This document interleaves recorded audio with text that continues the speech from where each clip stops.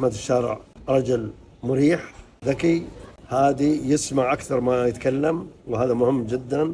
كل كلمة كان يتكلمها لها معنى وتعني الوطنية والشرف وحبه لأرضه وترابه والشعب السوري والعرب عامة.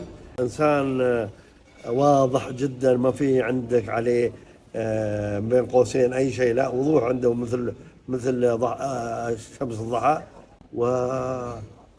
إنسان عارف شو بده يصير، ومو من النوع اللي يريد ينتقم، مو من النوع اللي عنده هو والمجموعة اللي معه كلهم يريدون أن ينسون هذا ويغفرون للآخرين أخطائهم إذا كانوا يريدون أن يطلبون السموحة. أنا ذكرني بالشيخ زايد رحمة الله عليه والشيخ راشد رحمة الله عليهم.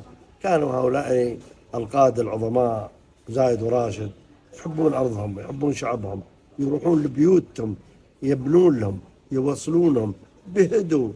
أحمد الشرع من النوع ذكرني بالقادة العظماء اللي هم زايد وراشد، أن هذا يحب شعبه، يحب تراب سوريا ولا يفرق ما بين هذا وذاك، لا، كان إحساسي أنه ما يفرق بينهم، كان كله كلامه وطني 100%. وهذا الشيء هذه ذكرتني بقادتنا، الحقيقة ذكرتني بقادتنا، وهذا حسيت أنه بإذن الله ماشيين على الخط الصحيح، والنور والنفق هذا بيطلعون منه على النور بإذن الله قريبا مش بعيد.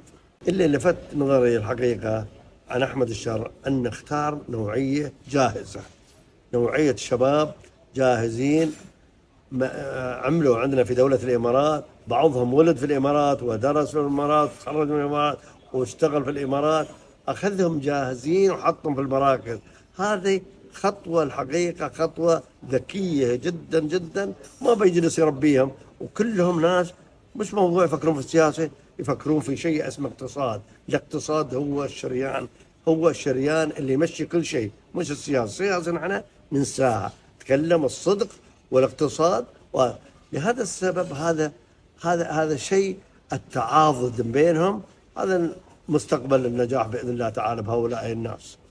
وهؤلاء الناس مو بكل شيء بيقول مثلا رئيس الشرع بيقولوا له آمين، بيقولوا لا، هذا في خطأ، وهذا هو اللي يتوقعه، وهذا اللي تعلمناه احنا من الشيخ زايد والشيخ راشد رحمة الله عليهم. تعلمنا وتعلموا أهل الإمارات كلها أن ما كل شيء آمين آمين ما يقولوا. وهؤلاء الناس لأنهم محبين لترابهم وبلدهم ما بيقولوا آمين على كل شيء،